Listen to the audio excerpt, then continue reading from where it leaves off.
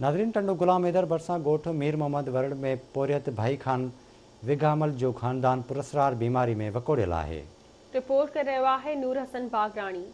टंडो गुलाम हैदर भरिसां ॻोठ मीर मोहम्मद वरड़ में पोरियत भाई खान विघामल जो ख़ानदान पुरस्रार बीमारी में वकोड़ियल आहे। हथनि पेरनि ते मामूली ख़ारिश जहिड़ी नज़र ईंदड़ वबा हिक ई ख़ानदान जूं 5 जानियूं गिड़काए वई। बाक़ी रहियल घरभाती बि हिन बीमारी सबबि ज़हनी तोड़े जिस्मानी माज़ूर बणिजंदा पिया वञनि। उन हवाले सां पोरियत भाई खान विघामल ऐं वबा सां जहिड़ींदड़ संदसि न्याणीनि आवाज़ टीवी न्यूज़ सां ॻाल्हाईंदे चयो त पर बीमारी आहे हथनि पेरनि वारी आहे। तंहिंमें असां एसरा जामशोरो जना सभिनि मां टेस्टूं करायूं। को चए थो त चमड़ी जी बीमारी आहे, को चए थो तव्हांजी चर्बी घटि आहे, को चए थो त एलर्जी आहे, को छा आहे, पर दवा हिकिड़ी बि असरु कोन थी करे। 3 छोकिरा विया, 2 न्याणियूं, घरवारी 2013 में फौत थी वियूं।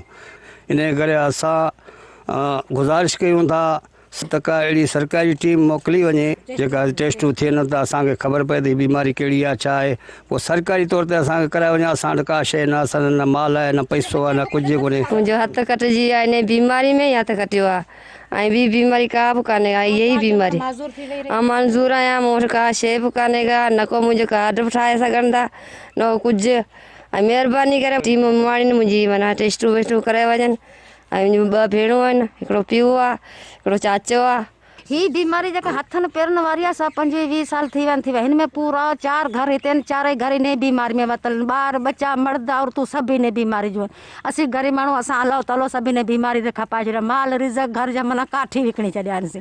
हाणे असां वटि कुझु न रहियो, असांजा बच्चा ई हाणे बुख ते वेठा आहिनि। ग़रीब माण्हू, असां वटि का शइ कोन्हे का। सरकार हाणे असांजे हिकिड़ी इमदाद करे जो असांजे टीम का सरकारी मोकिले असांजी टेस्टूं कराई वञनि। हिननि सिंध जे वॾे वज़ीर मुराद अली शाह सिहत खाते जे आला अमलदारनि खे अपील कंदे चयो त असां ग़रीब मिसकीन माण्हू आहियूं, वॾनि इस्पतालनि मां पंहिंजो इलाज नथा कराए सघूं। सरकारी टीमूं मोकिले असांजूं टेस्टूं ऐं इलाज करायो वञे। कैमरामैन रियाज़ अमीन सां गॾु नूर हसन बागरानी, आवाज़ टीवी न्यूज़, टंडो गुलाम हैदर।